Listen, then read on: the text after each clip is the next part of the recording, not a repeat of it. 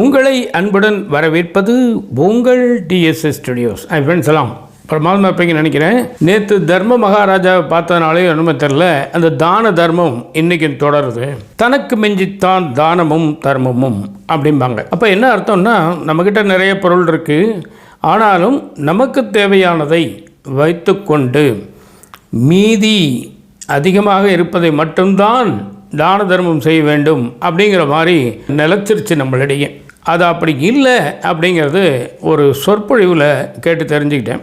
தனக்கு மிஞ்சியது தான் தான தர்மம் அப்படிங்கிற மாதிரி அவங்க சொல்கிறாங்க. மிஞ்சியது தான் சாதாரணமாக கேட்டால் பெரிய வித்தியாசம் யாருக்குமே படாது.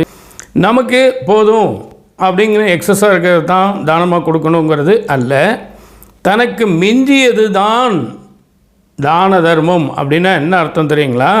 ஒரு பெரிய கோடீஸ்வரனாக இருக்கலாம், பெரிய தோட்டம் வச்சுருக்காங்க, பெரிய பெரிய பங்களா வச்சுருக்காங்க, ஒரு ஊரே என் ஊர் அப்படிங்கிறாங்க.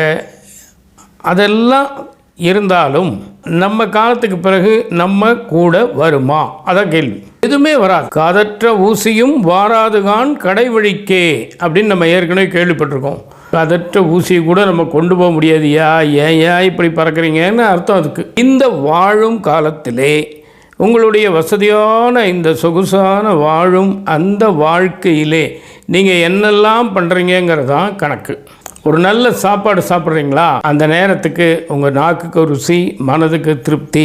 ஆனால் அதோடு சரி. அது ஒரு படத்துக்கு போகிறோம், 2.5 மணி நேரம் 3 மணி நேரம், அவ்வளோதான், கூட வராது. ஆனால் இந்த காலகட்டத்தில் நீங்கள் ஒருத்தருக்கு தான தர்மங்கள் செய்வீர்களே ஆனால் அதுதான் உங்களுக்கு மிச்சம் அப்படிங்கிறாங்க. அதாவது நம்ம காலத்துக்கு பிறகு நம்ம கூட வர்றது அந்த தானமும் தர்மமும் தான் அப்படிங்கிறாங்க. புரிஞ்சுட்டிங்களா? தனக்கு மிஞ்சித்தான் தான தர்மங்கிறது வேற, அது கிடையாது. நமக்கு மிஞ்சியதே தான தர்மம் தான். நம்ம எத்தனை தான தர்மம் செஞ்சுருக்கோமோ அதான் நமக்கு சொத்துக்கள் மிச்சம், நம்ம கூட எடுத்துகிட்டு போகக்கூடிய விஷயம். என்கிட்ட பணமே இல்லை, காசே இல்லை, நானே ஏழை, நான் எப்படி தானம் தர்மம் அப்படின்னு கேட்பீங்க, நல்ல வக்கனையாக கேட்பீங்க. ஆனால் தான தர்மம் பண்ணுறதுன்னா பணம் காசு தான் கொடுக்கணும்னு கட்டாயம் இல்லை. உங்களால் முடிஞ்ச சிரம பரிகாரம் பண்ணுங்கள். எங்கேயோ ஒரு இடத்துல ஒரு தானம் பண்ணுறாங்க, தான தர்மம் பண்ணுறாங்க, ஒரு கோயில் விசேஷத்தில் ஏதோ ஒன்று நடக்குது, போய் தோள் கொடுங்க, முடிஞ்ச உதவி செய்யுங்க. அந்த இடத்துல நீங்கள் என்ன செய்ய முடியுமோ செய்யுங்க. உழைப்பை கொடுங்க, அது ஒரு தானம். உங்களுடைய செயலை கொடுங்கள், அது ஒரு தானம். அன்னதானம் எங்கே நடக்குது அப்படின்னு யாராவது கேட்டால் அதோ அங்கே நடக்குது அப்படின்னு கையை காட்டுறீங்க இல்லையா, அது கூட ஒரு தானம் தான். இதெல்லாம் தான் நம்ம மறுமை உலகுக்கு நமக்கு பயன்படும். அப்படி ஒன்று இருக்கா, நீ போய் பார்த்தியா, உனக்கு எப்படி தெரியும்? கேட்காதீங்க.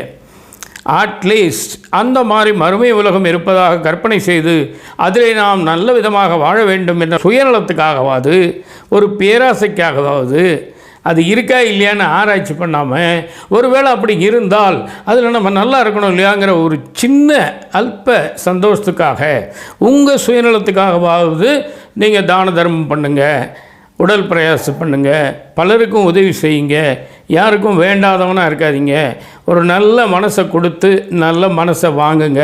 இப்படியே நீங்கள் ஒரு மனிதாபிமானத்தோடு மனிதநேயத்தோடு வாழ்ந்தீங்கன்னு சொன்னால் மறுமை உலகம் இருக்கா இல்லையா விட்டுருங்க. இந்த இம்மை உலகம் உயிரோடு இருக்க வரைக்குமே அந்த மறுமை உலகத்தில் என்னென்ன சுகங்கள் கிடைக்குமோ அந்த சொர்க்கத்தை நீங்கள் இங்கே அனுபவிக்கலாம். அதுக்காகவாவது பண்ணுங்கள். இவ்வளோதாங்க விஷயம். நிச்சயமாக இந்த விஷயம் உங்களுக்கு புரிஞ்சிருக்கும்னு நினைக்கிறேன். அது முக்கியம், பிடிச்சிருக்கும்னு நினைக்கிறேன். உங்கள் மேலான கருத்துக்களை எதிர்பார்க்குறேன். மீண்டும் அடுத்த எபிசோடில் சந்திப்போமா? அதுவரை உங்களிடம் இந்த விடைபெறுவது உங்கள் அன்பன் டி. சண்முகசுந்தரம், போத்தனூர், கோயம்புத்தூர். நன்றி, வணக்கம்.